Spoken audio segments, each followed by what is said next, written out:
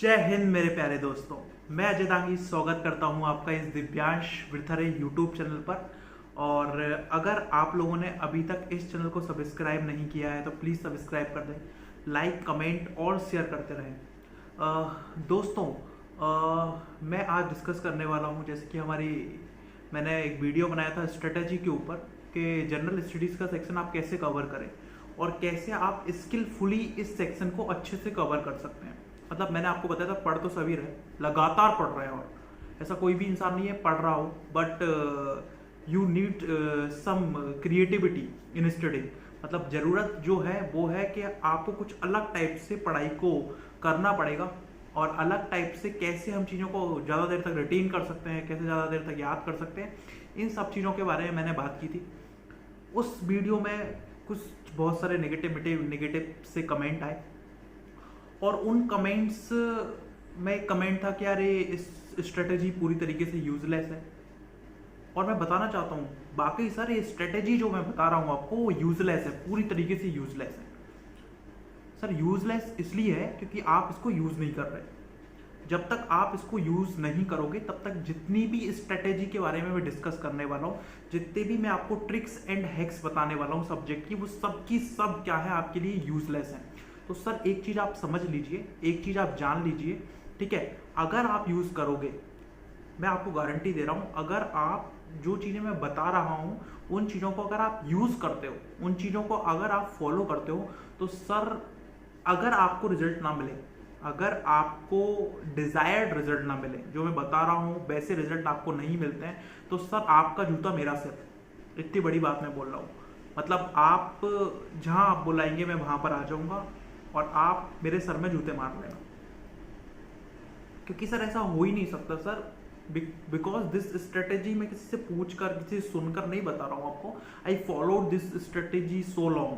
मतलब मैं आपको पढ़ाता हूँ या मैं पढ़ाता हूँ तो मेरे को देखने की जरूरत नहीं पड़ती कि मुझे क्या पढ़ाना है आज, क्या नहीं पढ़ाना। मुझे लगता है यार ये सब्जेक्ट पढ़ाना है, ठीक है, उसके बारे में मैं just telling you some facts and more about this subject to you, because I gain so much knowledge. I retain some facts so long because I am doing this thing literally, ठीक है।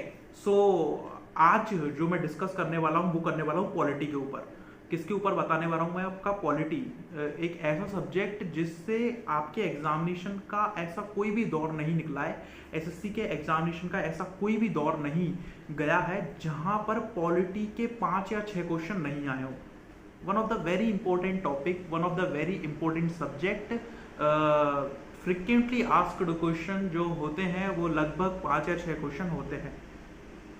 बड़ा subject है और interesting subject है, but हम कैसे इस subject को स्किलफुली तरीके से, एक आसान तरीके से कवर करें, जिससे अगर 5, 6, 7 नंबर का ये पेपर में आता है तो हम मैनेज कर सकें 4 या 5 नंबर। इसमें 1-2 नंबर हम हर चीज में छोड़कर चलते हैं। पूरे नंबर के पीछे कभी मत पड़ो, आप भगवान नहीं हो, पहली चीज ये समझ लो। कई सारे लोग पूरे नहीं यार मैं पूरों के पीछे जाऊंगा। हाँ, कुछ सब्जेक्ट ऐसे हैं जहां पर आपको पूरे के लिए भगना है, जैसे कि रीजनिंग हो गया, वहां पर आप 50 में से 50 के लिए भगो। पर कुछ सब्जेक्ट ऐसे हैं जहां पर आप पूरों के लिए नहीं भग सकते, खासकर जनरल स्टडी वाले सेक्शन में, वहां पर पूरे नंबर आपके नहीं आएंगे। तो कुछ जो नंबर है ना वो यार एसएससी के लिए छोड़ दो आप लोग, ठीक है, उनकी चिंता मत करो। तो 6 नंबर की अगर आएगी तो मेरे को 4 चाहिए, 5 नंबर की आएगी तो 3-4 अगर आ जाते हैं मेरे, तो मैं सेटिस्फाइड हूँ इस चीज में, ठीक है। तो मैं आपको बताने वाला हूँ कि कैसे आप इस सब्जेक्ट को कवर करोगे, या कौन से टॉपिक्स आपको छोड़ने हैं और कौन से टॉपिक्स पे आपको फोकस करना है, ठीक है। तो पहली चीज अगर मैं बताऊं तो सर पहले जो 2 इंपॉर्टेंट टॉपिक हैं जिनके बारे में बताने वाला हूँ, जहां से सबसे ज्यादा क्वेश्चन आते हैं पेपर में, डेट इज फंडामेंटल राइट, और उसका कॉम्प्लीमेंट्री या उसका भाई जिसको हम बोलते हैं वो है आपका DPSP, directive principles of state, जिनको बोलते हैं नीति निर्देशक तत्व। एक फंडामेंटल राइट है, एक नीति निर्देशक तत्व है। ये 2 टॉपिक जिनसे जो आपका फर्स्ट पोर्शन है आपके पॉलिटी का, जो आपका जब आप स्टार्ट करते हो पॉलिटी को, तो वहां पर जो पहला पोर्शन आपको मिलेगा, वहां पर जो सबसे ज्यादा इंपॉर्टेंट टॉपिक्स हैं जिन्हें हर एक इंसान को पढ़ना जरूरी है, ठीक है, वो है आपका फंडामेंटल राइट और डीपीएसपी। तो सर आप ये 2 टॉपिक को लिखो। अब आपको कैसे पढ़ना है मैं इसके बारे में पहले हिस्ट्री वाले में बता चुका हूँ। आपको ऐसे नहीं पढ़ना है यार कि आप रट्टा मार रहे हो इन लोगों का, ए फंडामेंटल राइट है, फलाना फंडामेंटल राइट है, डीपीएसपी ना। आप फ्लो चार्ट्स को बनाइए, एक फ्लो चार्ट बनाइए जिसमें आप फ्लो चार्ट मैंने आपको बताया था आप कैसा भी बना सकते हो, ट्री का बना सकते हो, आप ट्राइंगल का बना सकते हो, आप सर्किल का बना सकते हो, बिकॉज योर माइंड मैंने बताया इन चीज़ों को जल्दी याद करता है आपका माइंड, ठीक है। डिफरेंट कलर्स का यूज़ आप कर सकते हो, टाइम लगेगा थोड़ा सा, पर आप करोगे तो आपके लिए काफ़ी ज़्यादा हेल्पफुल होगा। तो आप फंडामेंटल राइट्स को वहाँ पर लिख लीजिए, कौन कौन सा फंडामेंटल राइट है। आपको अंदर जाने की बिल्कुल ज़रूरत नहीं है, आपको अंदर नहीं जाना क्या इसके अंदर कौन कौन सी चीज़ें हैं क्या है, नहीं। आपको सिर्फ आर्टिकल देखना है और कौन सा आर्टिकल किस एक फंडामेंटल राइट से रिलेटेड है वो आपको देखना है, ठीक है। और आपको कुछ भी याद करने की ज़रूरत नहीं है। क्लियर है चीज़। दूसरी चीज़ आती है डीपीएसपी की। सेम चीज़ आपको डीपीएसपी के साथ भी करना है, आपको अंदर जाने की बिल्कुल भी ज़रूरत नहीं है। सिर्फ आपको जनरल फैक्ट लिखने हैं डीपीएसपी के बारे में, कहाँ से लिया गया है, कौन कौन से आर्टिकल तक डीपीएसपी चलता है, ठीक है। तो ये 2 टॉपिक हो गए जो आपको करने हैं। उसके बाद एक टॉपिक आता है आपका प्रेसिडेंट, जो मोस्ट इंपॉर्टेंट टॉपिक है, जिससे कई ज़्यादा क्वेश्चन आपके पेपर में पूछे जाते हैं। तो मैंने आपको बताया एक पेज में आपका ये 2 टॉपिक कवर हो जाएंगे, एक में फंडामेंटल राइट, इसके पीछे आपका डीपीएसपी। तो एक page fundamental right DPSP cover, दूसरा पेज लीजिए आप प्रेसिडेंट। अब प्रेसिडेंट से रिलेटेड जितने भी फैक्ट है आपको ध्यान रखना, आपको डिटेल में किसी भी चीज़ में नहीं जाना है। आपको डिटेल नहीं करना है कि यार इसकी पावर कौन सी है, फलाना कौन सी है, ठिकाना कौन सी, नहीं।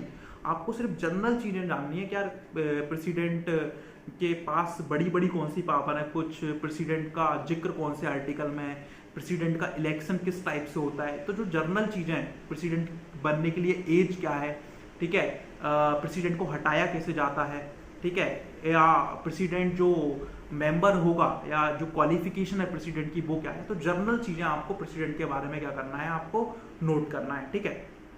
अब अगर आप स्टेट में जाओगे, क्योंकि हमारे यहाँ जो पॉलिटी की मशीनरी है सर वो 2 जगह काम करती है, एक आपकी स्टेट में काम करती है, एक आपकी सेंट्रल में काम करती है, और सेम सिस्टम आपका कहाँ पर काम करता है, स्टेट में। तो सर आप ये चीज़ याद रखना, आप स्टेट के पोर्शन को पूरी तरीके से स्किप कर सकते हो, पूरी तरीके से। ये जो चीज़ आपकी सेंटर में चल रही है ना, वो पूरी की पूरी चीज़ें स्टेट में चल रही है। तो आपको सिर्फ सेंटर पढ़ना है, आपको सिर्फ केंद्र की चीज़ें पढ़नी है।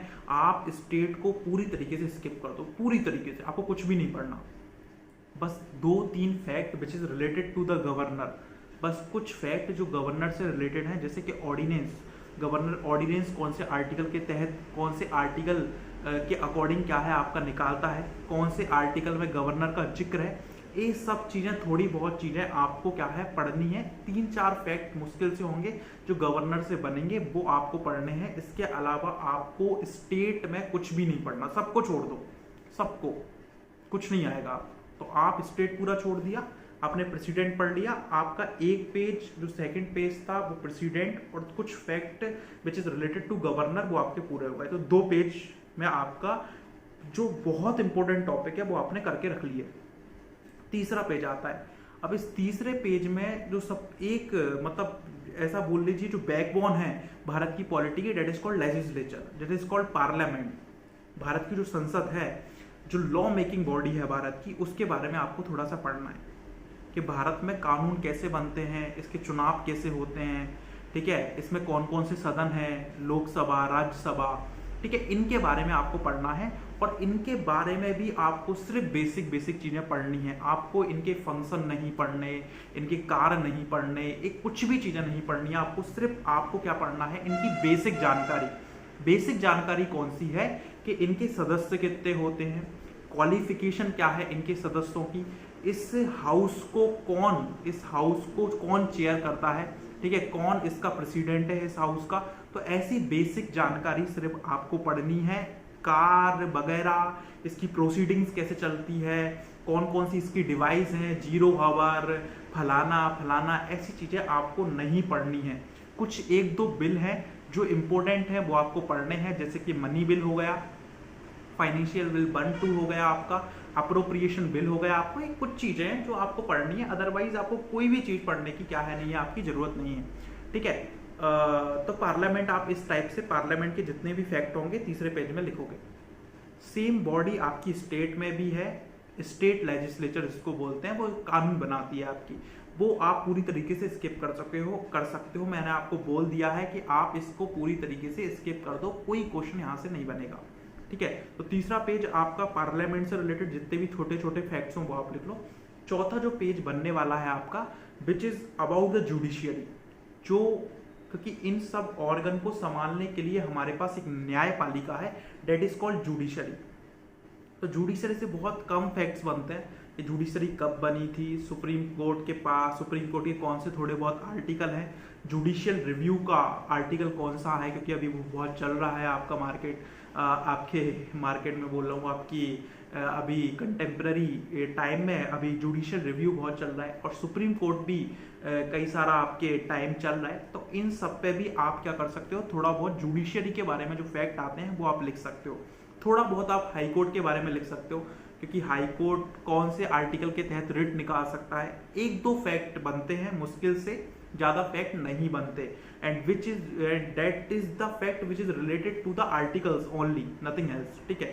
तो 3-4 fact which is related to the high court, and mostly 5 और 10 facts which is related to the supreme court. इसके अलावा आपको कुछ नहीं करना, मतलब आधे पेज में आपका सुप्रीम कोर्ट जुडिशियरी आपकी पूरी खत्म हो जाएगी, ठीक है, आधे पेज मैक्सिमम, ठीक है। तो अगर मैं देखूं तो 3 पेज हुए हैं हमारे, 3 पेज में हमने लगभग 80% पॉलिटी को खत्म कर दिया है। अब अगर मैं बात करूं 5वां पेज जो आपको लेना है, 5वें पेज में आप क्या करोगे, 5वें पेज में आपको लिखने हैं जितने भी कॉन्स्टिट्यूशनल बॉडी हैं उनको, जितनी भी कॉन्स्टिट्यूशनल बॉडी हैं। अब जितनी भी कॉन्स्टिट्यूशनल बॉडी में पूरों को नहीं निकला, जो इंपॉर्टेंट है उनको लिखना है, जैसे कि कौन कौन सी, यूपीएससी हो गई आपकी, ठीक है, इलेक्शन कमीशन हो गया आपका, कैग हो गया आपका उसके बाद आपका क्या बोलते हैं, फाइनेंस कमीशन हो गया। तो ये कॉन्स्टिट्यूशनल बॉडी है, उनके बारे में आपको लिखना है। क्या लिखना है कि इनका प्रेसिडेंट कौन होता है, इनको चेयर कौन करता है, इनमें मेंबर कितने होते हैं, इनका अपॉइंटमेंट कौन करता है, ठीक है। उसके बाद क्या बोलते हैं, इनका आर्टिकल कौन सा है, सबसे ज्यादा इंपॉर्टेंट क्वेश्चन है कि इनका आर्टिकल कौन सा है। तो एक पेज में आप पूरी कॉन्स्टिट्यूशनल बॉडीज लिख के रख लोगे। और जो सबसे एक लास्ट टॉपिक जो बचता है, डेट इज कॉल्ड अमेंडमेंट, क्योंकि कॉन्स्टिट्यूशन का एक बड़ा फीचर ये है कि वो डायनेमिक होना चाहिए, क्योंकि डायनेमिक नहीं है तो कॉन्स्टिट्यूशन का कोई मतलब नहीं है। समय बदलेगा तो आपके जो रूल्स एंड रेगुलेशन है वो भी लगातार क्या होंगे, बदलेंगे। तो इसका एक इंपॉर्टेंट टॉपिक बन जाता है आपका अमेंडमेंट। तो एक पेज पे आप जितने भी इंपॉर्टेंट अमेंडमेंट है उनको लिखोगे।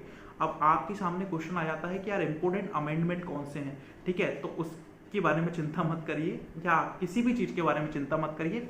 ये वीडियो सिर्फ उन लोगों के लिए था, स्ट्रेटेजी वाला वीडियो उन लोगों के लिए है जो घर में खुद पढ़ना चाहते हैं, वो अपना टाइम वेस्ट नहीं करना चाहते यूट्यूब पे कोई वीडियोस को देखकर।